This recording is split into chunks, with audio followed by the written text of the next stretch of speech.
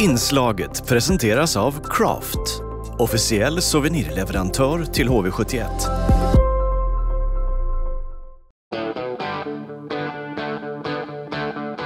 HVTV presenteras av Invid, Intersport och Nybergs bil.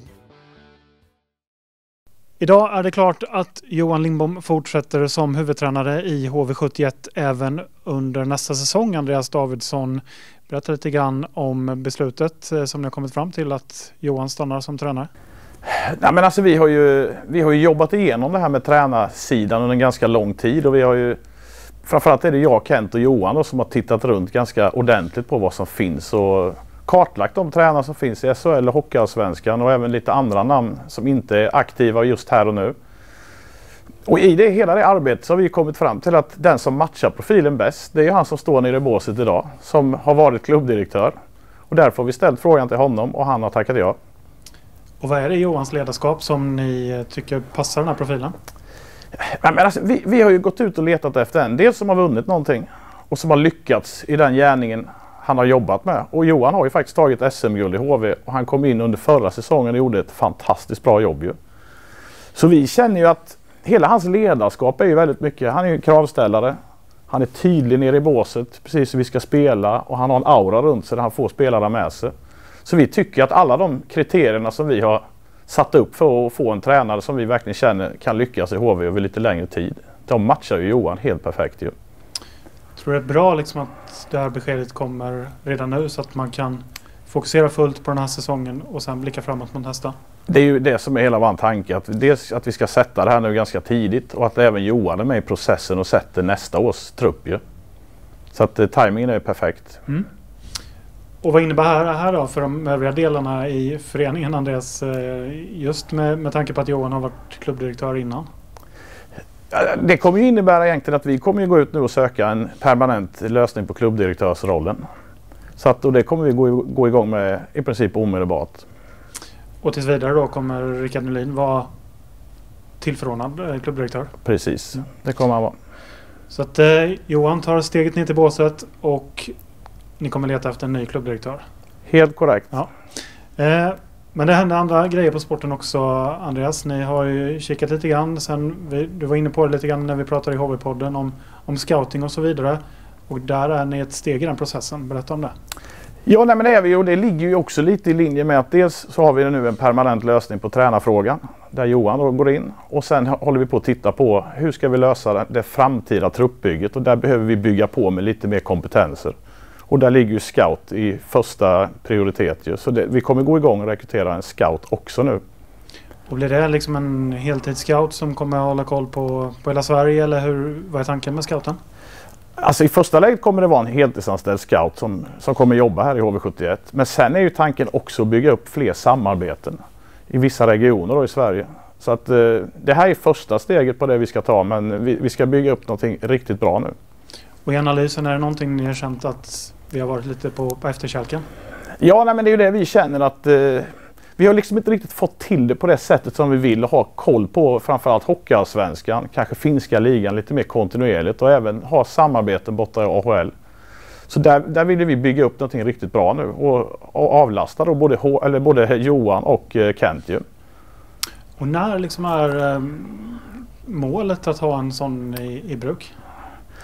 Ja, alltså så snart som det bara går ju. Vi håller på att titta nu lite olika namn och diskutera med ett par stycken. Men uppdraget kommer ju gå nu till Kent och Johan och hitta en permanent lösning. Men vi vill ju sätta den personen så snabbt det bara går. För den ska ju vara med och forma nästa års trupp ju.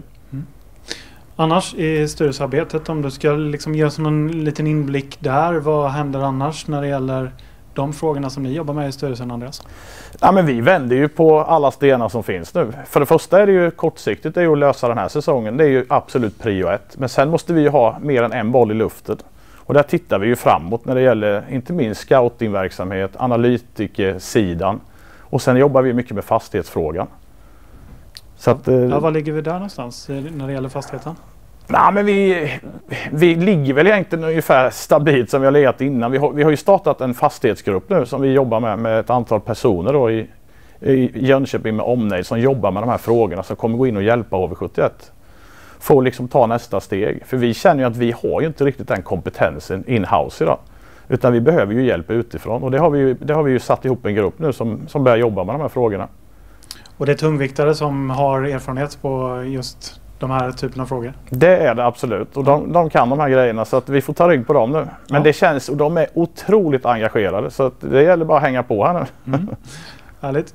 Du kom in själv då som tillförordnad ordförande när Anders Welander tackade nej till fortsatt ordförandeskap på grund av sin hälsa. Andreas, vad kan du säga själv om din framtid och hur det ser ut på den posten? Det är ju också en grej vi har diskuterat ganska mycket både i styrelsen och även med valberedning. Men jag har ju lämnat besked till valberedning här precis i dagarna att jag kommer ju inte ställa upp för omval som ordförande i HV71. Och det beror ju inte på att jag inte tycker att HV är bland det bästa som finns utan det handlar ju mer om, dels är det min nuvarande arbetsgivare som de säger att jag kan ju liksom inte lägga den tiden på HV som jag gör nu. På grund av att jag jobbar ju 50-60 timmar i veckan med mitt ordinarie jobb. Sen har jag även en familj som sitter uppe i Örebro med en liten grabb där uppe, Love, som är 6 år. Han har ju kommit lite i kläm nu tillsammans med min fru. Och sen är det väl också att jag bor ju faktiskt i Örebro. Så att jag känner ju för HV71s bästa så ska vi ha en ordförande som bor i Jönköping med omnejd. Och som har mycket mer tid än vad jag har. Så att det har ju lett fram till att jag har meddelat valberedningen att ni ska hitta någon annan som blir ordförande i HV71. Men fram till årsmötet som är någon gång i juni så där kommer du vara tillförordnad fram till årsmötet? Så ser det ut att bli nu, ja. Och jag har ju sagt att nu kör jag all in på det här. Så att vi håller på att sätta ganska mycket grejer nu och det här ska ju fullföljas nu. Nu släpper vi inte det här. Hur mycket jobb är det när man är styrelseordförande i HV71?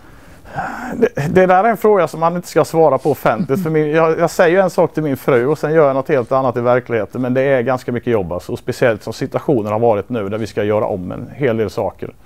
Så att, men alltså jag lägger väl en 20-25 timmar i veckan på det. Så det är ganska tidskrävande. Vi har fått många positiva nyheter idag och inte minst att Johan Lindbom stannar som huvudtränare i HV71 och scout ska rekryteras och sådär. Andreas, känns det som att vi är på rätt väg? Ja, men vi känner ju verkligen alltså att klubben totalt sett är på rätt väg. Vi måste ju bara lösa den här säsongen så att säga. Men där känner vi känner ju nu att nu är det ju faktiskt flera spelare som börjar komma upp någon nivå mot hur det var tidigare. Jag tycker vi ser positiva tecken på flera olika ställen i laget. Jag tycker man ser en helt annan krigarinställning och det har vi ju faktiskt mycket Johan och övriga tränarstaben att tacka för. Så vi känner att vi är på gång nu. Alltså vi har ju ändå inte jättemånga poäng upp och då har vi ju haft en bedrövlig start. Så det känns som vi är och äter i kapp hela tiden och det är många matcher kvar och jag känner att nu jobbar vi så som vi vill att vi ska jobba över 71 och det här det kommer bli bra, jag är helt övertygad om det.